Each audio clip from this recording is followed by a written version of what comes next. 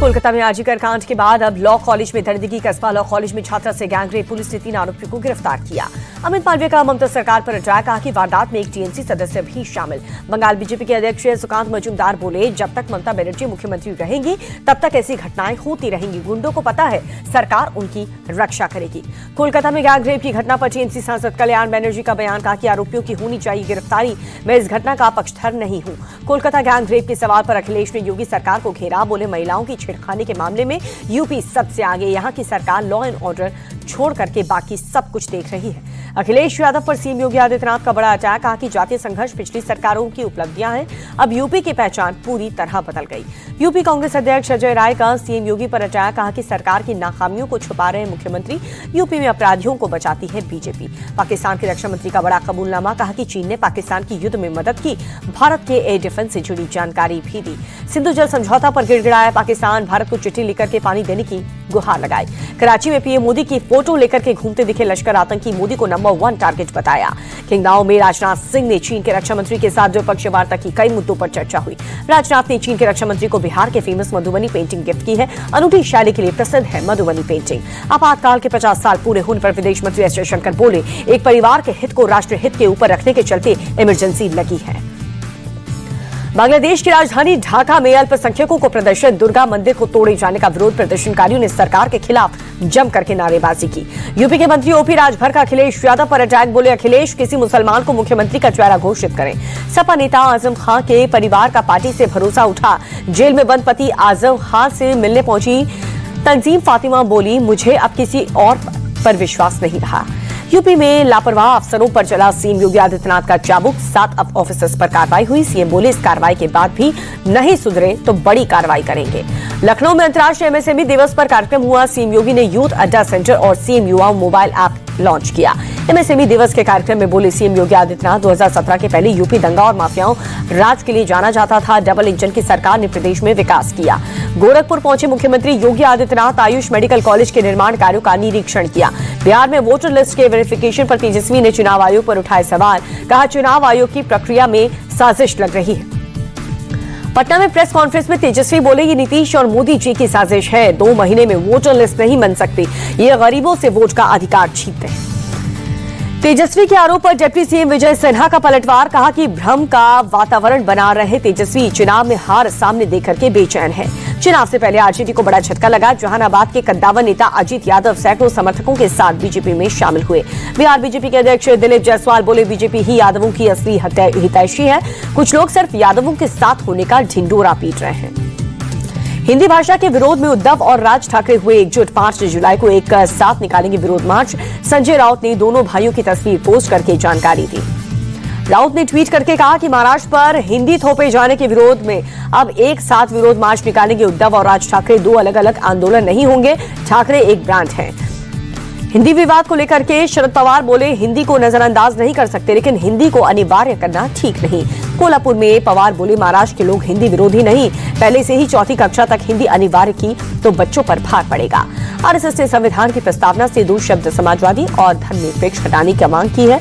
दत्तात्रेय होसबोले बोले, बाबा साहेब अम्बेडकर के बनाए संविधान में ये दोनों शब्द नहीं थे। कांग्रेस ने दत्तात्रेय होसबोले के बयान पर किया पलटवार, कहा कि आरएसएस बीजेपी बाबा साहेब के संविधान को खत्म करने की साजिश कर रही है। दिल्ली के मुख्यमंत्री रेखा गुप्ता ने नरेला बस डिपो का लोकार्पण किया। मंत्री पंकज सिंह समेत कई स्थानीय नेता भी मौजूद रहे। दिल्ली के सड़क पर उतरी 100 नई electric bus, CM Rekha Gupta ने हरी झंडी दिखाई। उत्तराखंड के सीएम पुष्कर सिंह धामी ने राजस्व और सिंचाई विभाग की समीक्षा बैठक की। प्रमुख सचिव समेत कई अधिकारी भी मौजूद रहे। पुष्कर सिंह धामी नैनीताल जिले का हवाई सर्वेक्षण उन्होंने किया। निर्माणाधीन जबरानी बांध परियोजना के कार्य का जायजा लिया। दिल्ली के बवाना में गोली मारकर के युवक की हत्या, बेटी के साथ मॉर्निंग वॉक पर निकला था शख्स, बेटी की भी हाथ में गोली लग गई। कपिल सांगवान गैंग पर हत्या का आरोप है, शक है गैंगस्टर मंजीत महल का भांजा था दीपक। दिल्ली के बवाना में फैक्ट्री में लगी आग, दमकल की 22 गाड़ियों ने काफी मशक्कत के बाद आग पर काबू पाया। नोएडा सेक्टर 2 में केमिकल कंपनी में भीषण आग, घंटों की मशक्कत के बाद आग पर काबू, लाखों का नुकसान हुआ। नोएडा का वृद्धाश्रम सील, छापेमारी में अनियमितता मिलने पर हुई कार्रवाई, नर्क से भी बदतर हालत में मिले बुजुर्ग। मेरठ में महिला कांस्टेबल पर अश्लील कमेंट करने वाले 2 मंचले गिरफ्तार कर लिए गए। पकड़े जाने के बाद दोनों ने कान पकड़ करके माफी मांगी। तीसरा आरोपी अब भी फरार। बलिया में चेकिंग के लिए रोकने पर बाइक सवार बदमाश की पुलिस पर फायरिंग हुई। जवाबी फायरिंग में गौ हत्या के आरोपी विशाल यादव के पैर में लगी गोली। कन्नौज का शातिर बदमाश बाबूद्दीन गिरफ्तार। चेकिंग के दौरान फायरिंग करने पर पुलिस ने पैर में गोली मारी। बाबूद्दीन का साथी रुस्तम भी पुलिस के हत्थे चढ़ा। मनाली में ब्यास नदी की तेज बहाव से भारी तबाही। नदी किनारे बने घर और दुकान को बड़ा नुकसान हुआ। मंडी में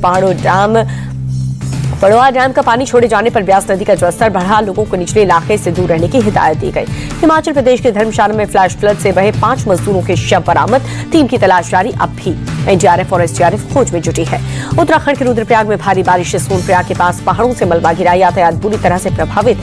सड़क से मलबा हटाने में जुटा है प्रशासन। उत्तराखंड में अगले 4 से 5 दिनों के लिए भारी बारिश की चेतावनी। देहरादून, चमोली, रुद्रप्रयाग, टिहरी समेत कई जिलों में अलर्ट। सीएम धामी ने एम्स ऋषिकेश में भर्ती घायल यात्रियों से मुलाकात की। कल रुद्रप्रयाग में बस दुर्घटना में हुए थे घायल। जम्मू कश्मीर के रामबन में भारी बारिश के बाद चिनाब नदी का बढ़ा जलस्तर। जहां पर बंगलीहार जल विद्युत परियोजना डैम से पानी हो रहा है ओवरफ्लो। गुजरात में भारी बारिश से हालात बिगड़े। वलसाड़ में उफनते नाले को पार करने की कोशिश में कार फंस गई। स्थानीय लोगों ने ड्राइवर को सुरक्षित बाहर निकाला।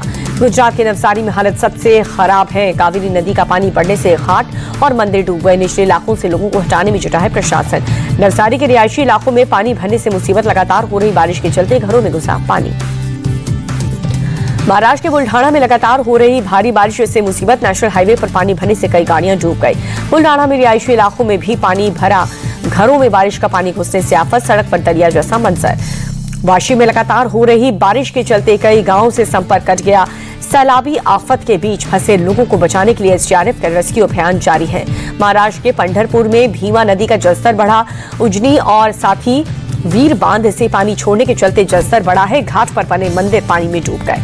महाराष्ट्र के वर्धा में बारिश से उफान पर नदियां। सैलाब में फंसे 3 स्कूली बच्चे। एसडीआरएफ की टीम ने रस्सियों के सहारे रेस्क्यू किया। केरल के इडुक्की में बारिश के बाद लैंडस्लाइड। जहां पर कुमिली मुन्नार मार्ग पर आवाजाही प्रभावित। केरल के कोची में भारी बारिश के बाद जैसे हालात। अलुआ महादेव मंदिर में घुसा नदी का पानी। तमिलनाडु में भारी बारिश से बढ़ा नदी का जलस्तर। प्रशासन ने लोगों से नदी से दूर रहने की अपील की। असम के डिब्रूगढ़ में तेज बारिश। भारी बारिश के चलते सड़क पर पानी ही पानी नजर आया। अहमदाबाद में भगवान जगन्नाथ की 148वीं यात्रा। गृहमंत्री अमित शाह सुबह 4 बजे मंगला आरती में शामिल हुए। अहमदाबाद में भगवान जगन्नाथ की निकली यह रथ यात्रा। सी भूपेंद्र पटेल ने खींचा रथ। पुरी में रथ यात्रा में शामिल हुए केंद्रीय मंत्री धर्मेंद्र प्रधान और गजेंद्र सिंह शेखावत। भगवान जगन्नाथ की पूजा अर्चना की। जगत गुरु रामभद्राचार्य से मिले केंद्रीय मंत्री धर्मेंद्र प्रधान और गजेंद्र शेखावत। दोनों मंत्रियों ने जगत गुरु से आशीर्वाद लिया। पश्चिम बंगाल के पूर्व मेदिनीपुर में पहली बार निकाली गई रथ यात्रा। बड़ी संख्या में श्रद्धालु हुए शामिल। वाराणसी में भी प्रभु जगन्नाथ की रथ यात्रा निकली। हजारों की संख्या में भक्त शामिल हुए। चारों ओर जय जगन्नाथ के नारे की गूंज। अमरनाथ जी यात्रा को लेकर के जम्मू कश्मीर में कड़ी की गई सुरक्षा व्यवस्था। गांदरबल में पुलिस और आर्मी के जवानों ने सर्च ऑपरेशन चलाया। रामबन में डीआईजी श्रीधर पाटिल ने सुरक्षा व्यवस्था का जायजा लिया। यात्रा की सुरक्षा को लेकर के अधिकारियों से बातचीत की। अमरनाथ यात्रा को लेकर के बालचाल में जगह जगह जवान तैनात। 3 जुलाई से शुरू होगी अमरनाथ यात्रा। अमूल ने सोशल मीडिया पर चल रहे फर्जी गिफ्ट वाउचर को लेकर के लोगों का आगाह किया। सोशल मीडिया पर पोस्ट करके कहा कि यह धोखाधड़ी वाला संदेश कंपनी से जुड़ी हुई नहीं है। तेजी के साथ बंद हुआ शेयर बाजार। सेंसेक्स 303 अंक उछला। निफ्टी 25,637 पर रहा। सोने चांदी के दाम में आई गिरावट। 1,034 रुपए सस्ता होकर 96,135 रुपए पर आया सोना।